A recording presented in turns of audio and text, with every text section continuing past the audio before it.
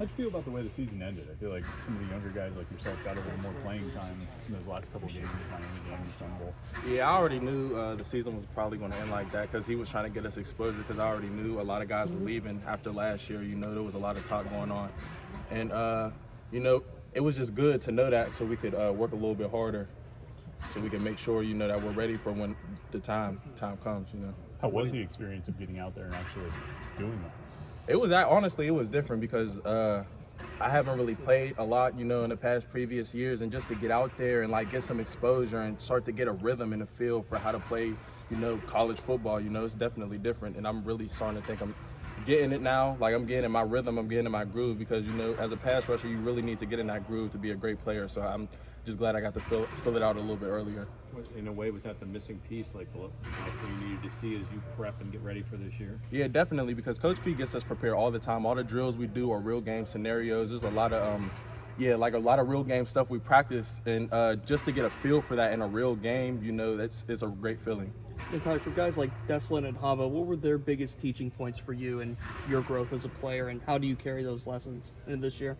To be honest, just watching them is a great experience because just to see where they got, and then also a lot of stuff that had to do with me maturing, you know, off the field, because, you know, I used to talk to those guys and there was a lot of times where I messed up and like they're just telling me like, you know, do this off the field. Like there's a lot of stuff off the field. Like I know Haba, you know, if you ever see Haba, he's a big dude. I'm like, Haba, like how do I get to your stature? You know, he's telling me all the stuff he used to eat and stuff. So I'm like, all right, let me, you know, switch my diet up, see if it makes me play better. And you know, it does, you know, switching my sleep schedule and stuff like that. You committed to Pitt pretty early, I guess.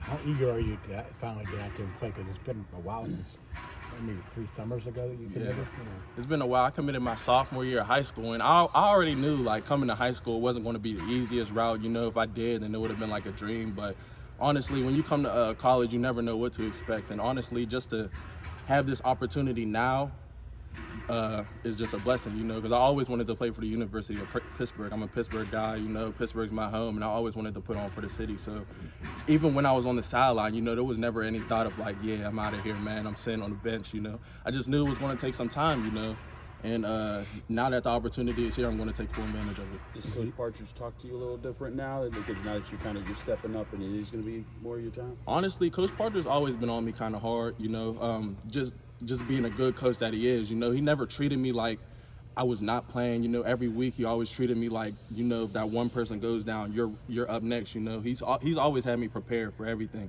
and I honestly thank him for that. Even though like I would definitely get frustrated sometimes because I'm like, man, he prepared me all this week and I'm not even going to play. You know, but at the end of the day, that's how he has to do it because you never know what could happen in football.